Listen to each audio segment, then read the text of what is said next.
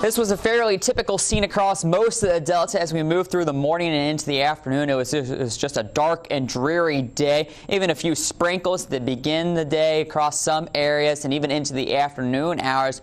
But now we're beginning to see the clouds break apart a little bit. The sun is out shining here in Greenville, and that has helped warm our temperatures actually a couple degrees in the last hours. We're now up to 65 degrees. Last hour we were at 63. 65 for a temperature in Greenwood as well, and 66 down in Jackson.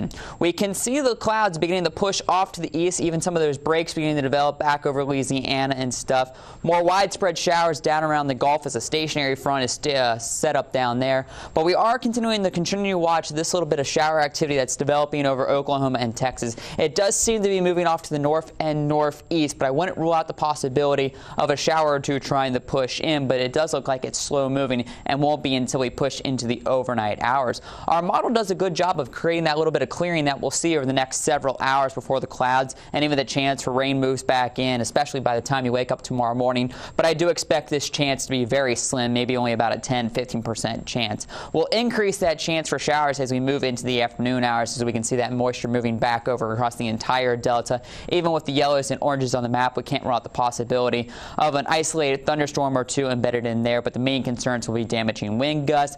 We'll dry out as we push into the evening hours, but we'll keep the clouds with us. As we move into Friday morning, we begin to see a few more isolated showers try to develop, maybe even an embedded thunderstorm or two in there as well, as we have the darker shades on the map. But I think the model's a little bit slow on this. I think by the time we head into the late morning and into the afternoon, all the moisture will move out. We'll start to see maybe even a little bit of clearing as we go into Friday afternoon. But as I mentioned, the Storm Prediction Center out of Kansas does have us under a marginal risk for the possibility for some isolated severe storms tomorrow. As I mentioned, mainly damaging wind gusts will be the main concern. We can't rule out the possibility for some low-level hail, but I don't think we're going to get to the damaging level hail that they have been seeing over Texas the past couple days, where they've been seeing baseball, the golf ball, and even softball-sized hail in some of those areas.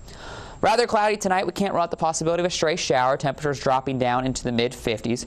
We'll be into the upper 50s by the time you head out the door tomorrow morning under mostly cloudy skies, so you still might need that jacket, and you might want to just make it the rain jacket, as we'll have the chance for some scattered showers as we push towards the lunchtime hour. 68 degrees, and then we'll get into the lower 70s by 4 p.m. with that chance for some isolated thunderstorms to begin to develop in the Delta. We're drying out as we head through Friday, and then by the weekend on Saturday, looking great. 72 degrees and partly cloudy for all the events going on, such as Juke Joint up in Clarksdale, the Cross Tie Festival in Cleveland, and the Mississippi State Spring Game over in Starkville, so it should be nice for all those activities. Sunday stays dry as well, and we're into the upper 70s. But then as we push into next week, we keep the warm temperatures as we'll be into the 70s thanks to a southerly flow.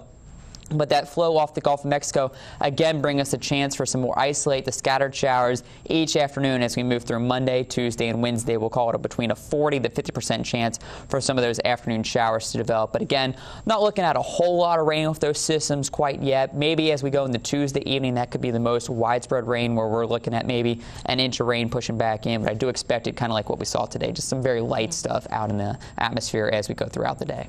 All right. Thanks, Eric.